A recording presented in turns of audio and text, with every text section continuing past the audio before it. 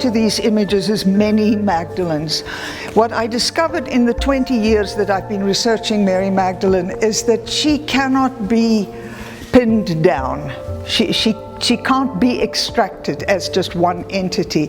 And this is part of the fascination with her, is that she comes in many layers and many forms. So what I've done in these images, except where there are two figures, I basically use the same figure that I keep repeating. And it is almost like cut-out dolls, that you can change the outfit, you can change the persona, you can change the role that she plays. So some of the roles that she plays here are ones that we are familiar with from her legends and her stories, but others I have made up for myself. Because I feel that so much has been fabricated around her that I just continue in the tradition of fabrication. And because of our similar names, I just take liberties, so please forgive me for that. In this image here, I sister her with Eve. It is interesting how Eve and Mary Magdalene were used as bookends by the church to hold the tension in this litany of sin that was spun between female bodies. We are the cause of original sin, and in our sexuality we pass that on to our lovers, to our children, to the next generation, to the world. And I mean, this is just a terrible burden to labor under, is that your body is inherently wrong and sinful. So what I'm doing is I am squeezing them together, and I'm squeezing out that litany of sin between the two figures. So I'm sistering them in this way. And down here is a cross-section of an apple, which was her gift of knowledge to Adam. And there is anointer's alabaster jar, which was also misunderstood by the disciples as a waste of money, instead of a sacred act that this woman was performing. And then, of course, when you go to France, you'll find out that Mary Magdalene is the patron saint of many things. I will try and read this. She was patron saint of wine growers, of gardeners, of reformed prostitutes, of pharmacists, of glove makers, of perfumers, of podiatrists, of hairdressers, evil charities, of the flagellants, of comb makers, of foundrymen, of sailors, of tawers, of weavers, of barrel makers, contemplatives, and of Fabriano papers.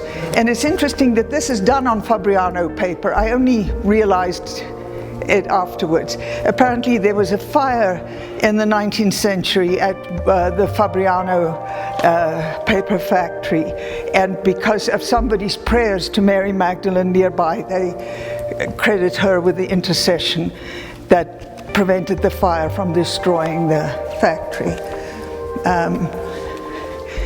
My story isn't necessarily one upon the other. I mean, I'm just talking about the images. Let me go to this first.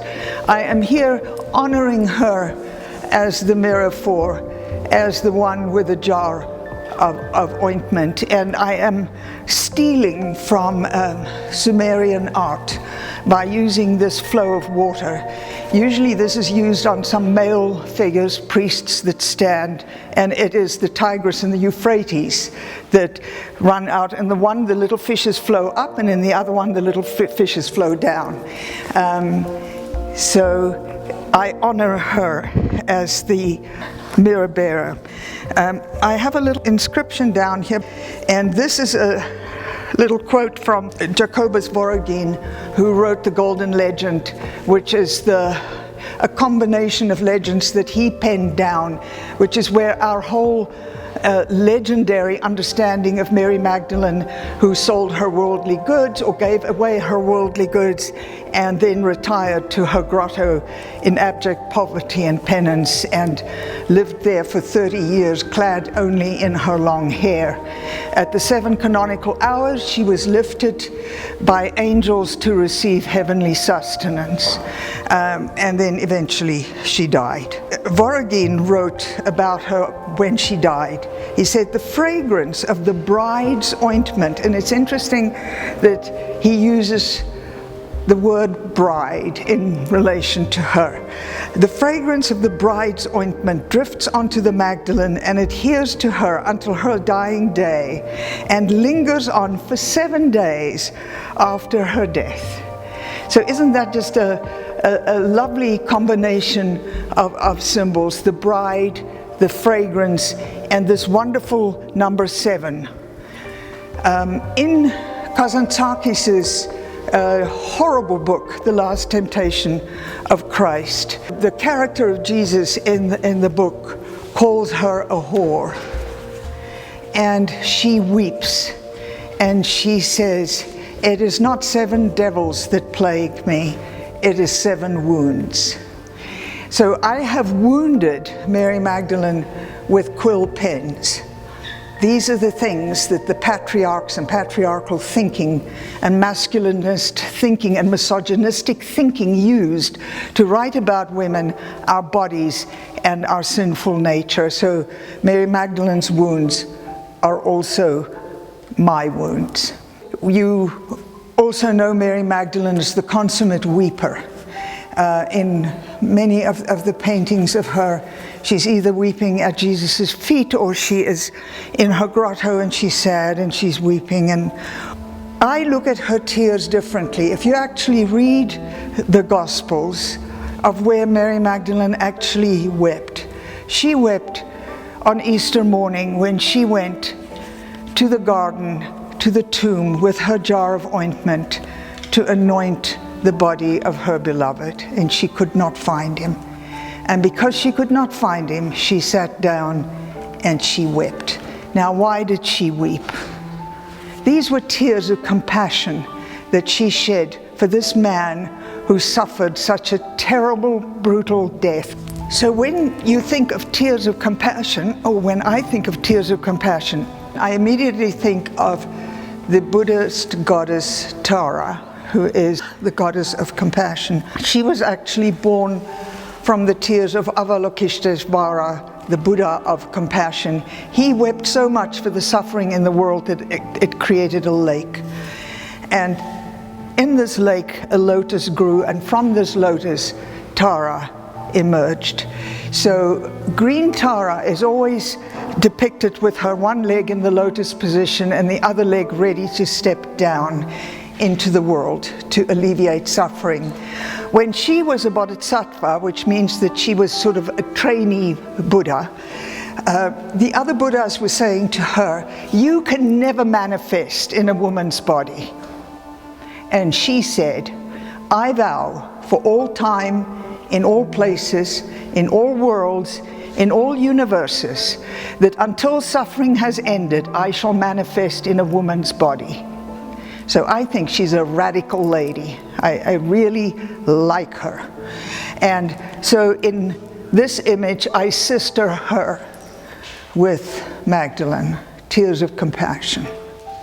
Here I am taking 3 of the iconic elements of Mary Magdalene and put it into one figure. Here she is the Magdalene, she's Pistis Sophia, she is wisdom, and she is the sacred prostitute. And the sacred prostitute in pre-Christian times was not what we understand today as a prostitute. A prostitute actually means standing in place of. And from the cuneiform records, it appears as though all young women had to, at some point in their lives, work in the temple as a sacred prostitute, where they received pilgrims and had sexual intercourse with them. And this was symbolic and sacred sexual intercourse, which connected the pilgrim with the powers of the goddess. So it was understood as something that made you holy. So that's where the idea of the sacred prostitute comes in. So I have her here as the naked goddess of love. I have the iconic long hair, and then I have her hands in the, alternately the Vitarka mudra, and when two hands are combined in the Vitarka mudra. It's the Dharma Chakra mudra, which is the mudra of the first sermon of the Buddha. However, if you go into Mary Magdalene's legends, it is said that when she and two other women were sent from Palestine in a rudderless boat to the south of France, that she started preaching Christianity to the pagans and converted them to Christianity. So in her legendary life there, she was the preacher. So I put her hands into the mudra of the first sermon. So as you can see, I take lots of metaphoric and symbolic liberties. In these layers of my many Magdalenes, here I sister her with Aphrodite, the goddess of love, because it is interesting how in the paintings of Mary Magdalene over the years, she progressively, as painting techniques became more naturalistic, she progressively shed more and more of her clothes until she finally just became a naked pin-up, not even covered in her hair anymore. And I just find it symbolically interesting that the thing that the church was preaching against, the sinful sexual body, whether it's male or female, is actually the thing that is kept alive. So I paint her here as Aphrodite. And down here I have insets of Botticelli's study for Venus and Gregor Ehrhardt's statue of Venus that's in the Louvre.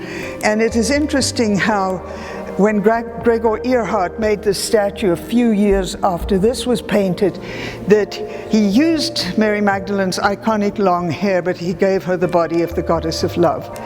And here, of course, is my depiction of her relics. Here is a little reliquary that has one of her ribs in it. And here I tell the story of Hugh of Lincoln who bit her arm. And now let's come to sort of really the most important thing that I am taking away from my research into Mary Magdalene is Mary Magdalene the bride.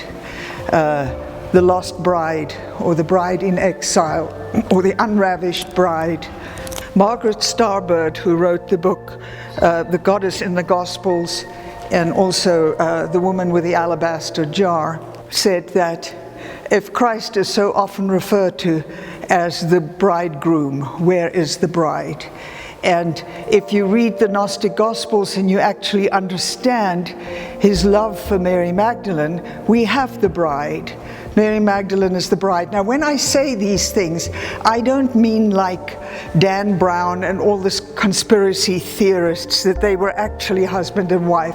In fact, I would be disappointed if they were, because it would take the metaphor out of the idea. I see them metaphorically as partners, as the spiritual partners. And here I have Magdalene the bride and Christ the groom with the pomegranate at the bottom. And I am inscribing a little quote there from, again, the horrible Kazantzakis, but every now and then he strings a few beautiful words together. And this is, Mary Magdalene is having a vision or a dream, and she says, I shall fill my arms with pomegranates and place them at his feet. He will bend over, take one, and refresh himself. And I just absolutely love that image. Here again, I'm playing on Mary Magdalene, the wild woman, but here I call her modern Magdalene. This is who she is to the modern pilgrims who go and perform their rituals in the forest. So I've given her wild branches in her hair, and her blood that goes into the earth is golden.